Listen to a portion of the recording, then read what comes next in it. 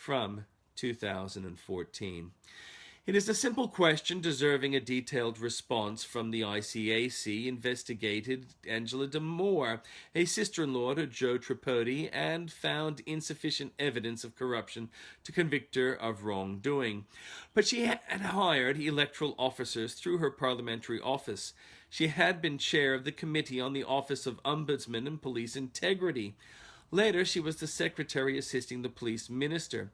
She should have known better. It isn't as if a large family network headed by an ALP minister had not profited from similar corrupt practice, obtaining over $500 million. The ALP defended Angela. What benefit was there for the ALP to forgive Angela and not allow her to face justice?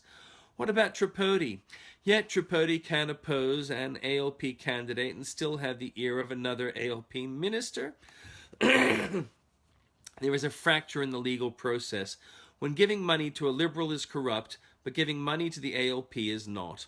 In Victoria, the return of Shaw to the Parliament following suspension was supposed to be punctuated with an apology from him, which Napthine described as fulsome. And it was. So Napthine has foreshadowed he would call for Shaw's expulsion from Parliament, which the ALP previously called for. But now the ALP are opposing what they called for, making a parliament on a knife edge a joke. ISIS has beheaded another and has claimed a third is going to die too. The video is confronting with the same executioner with a London accent. The video names events so as to suggest it was made after the previous video was released. In Australia, this has prompted Greens to demand that terrorists not be called terrorists. Greens are concerned at the demonizing of terrorists, as if cutting the heads off captives obtained by deception over a year ago wasn't demonic. The misnaming of things is hard to defend against. One U.S. youth wishes to wear makeup for an ID photo, only that's not allowed. Authorities can manipulate ID photos that are natural to identify people wearing makeup, but they cannot adjust makeup images to predict what a person might change their looks to. So the youth is suing for the right to have an ID photo with makeup because they mistake the photo for being a sales pitch for their gender identity. They have full rights to their gender identity, but the state has a basic need to be able to identify them without makeup.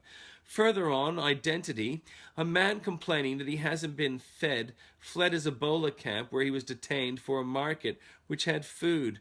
It was a threat to the local population who did not have Ebola. Finally, the UN restrained the hungry man and trucked him back.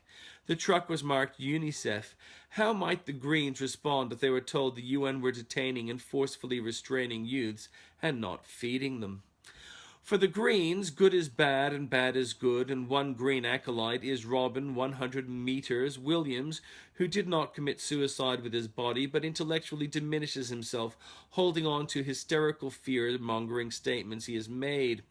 Rotherham revelations include British Labour Party censuring members who attempted to defend victims by abusing multicultural policy positions.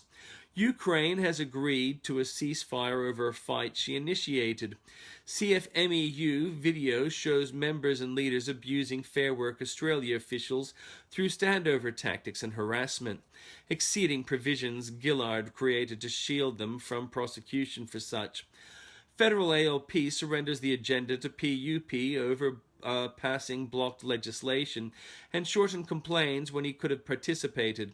Luckily for the ALP, PUP are fractured, and had a fractured dance at an ice bucket challenge. Also, it turns out China will forego $12 million to exact justice from Palmer for the alleged theft.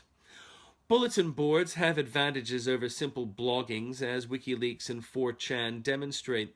ALP pushed for restrictions on free speech, which these bulletin boards are not entirely subject to, through anonymity, although anonymity means little to four youths enjoying a car ride punctuated by a tree in a country New South Wales, all dead and a country area in mourning for the lost. Cars are not fun toys, as an elderly man found out shortly before accelerating into a dance studio. The car is being investigated for mechanical issues. No deaths at the moment, but one child is in critical care. The elderly man has apologized. The ABC told a sex joke about PM's mother. One expects a long delay followed by a fulsome apology from the ABC.